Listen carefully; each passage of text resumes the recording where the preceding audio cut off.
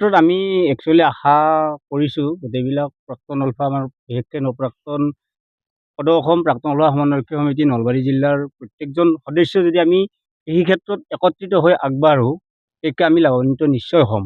তাৰে ক্ষেত্ৰত আমাৰ প্ৰতিজন সতীৰ্থ লগতে বিভাগীয় কৰ্তৃপক্ষই আমাক সহায় সহযোগিতা আগবঢ়ালে এই ক্ষেত্ৰত আমি আকৌ এখোজ আগবাঢ়িব পাৰিম বুলি আমি আশা ৰাখিছোঁ।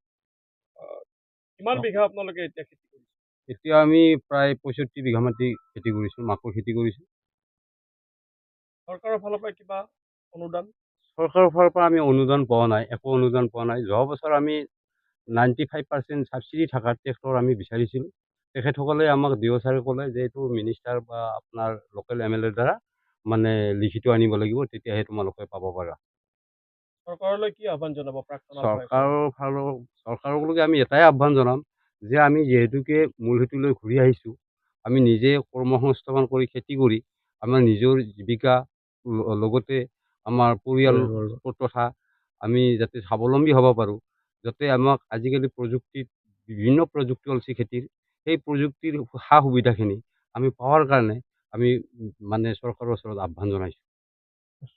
এই ক্ষেত্ৰত অকল আমাৰ অভিযোগ নহয়, এই মোকালমোৱা তথা হাজো ৰামদিয়াৰ এই অঞ্চলৰ বৃহত্তৰ অঞ্চলৰ মানুহৰ এটা চৰকাৰৰ প্ৰতি অভিযোগ আছে আৰু ইয়াত নিৰ্দিষ্ট শ্ৰেণীৰ দালাল সৃষ্টি হৈছে। সেই দালালসকলে আহি চৰকাৰে ইতিমধ্যে বিভিন্ন ঠাইত যেনে দৰঙত বা বিভিন্ন মঙলদৈত হওক বা বিভিন্ন অঞ্চলত ইতিমধ্যে চৰকাৰে যিবোৰ উচ্ছেদ চলাইছে, সেই অঞ্চলৰ মানুহবোৰ আহি সন্দেহযুক্ত মানুহবোৰ আহি এই অঞ্চলত আকৌ খেতি বাতি কৰাৰ কাৰণে এচাম দালালে এই ব্যৱস্থাটো কৰি দিছে।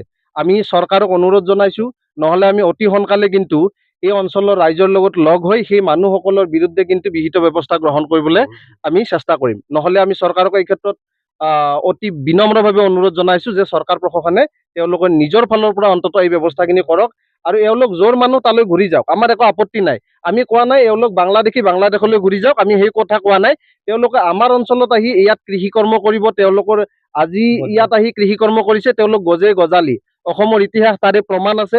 সেইকাৰণে আমি স্পষ্ট ৰূপত এই মানুহখিনিকো সকীয়াই দিবলৈ বিচাৰিছোঁ আৰু দালাল চক্ৰটোকো সকীয়াই দিবলৈ বিচাৰিছোঁ যে এই মানুহখিনি যদি অতি সোনকালে এই ছিজনটোৰ ভিতৰতে যদি ইয়াৰ পৰা উঠি নাযায়, তেতিয়াহ'লে আমি কিন্তু ৰাইজৰ সহযোগত ইয়াত এটা বিভিন্ন প্ৰকাৰৰ মানে ইয়াত কাৰ্যসূচী গ্ৰহণ কৰিবলৈ আমি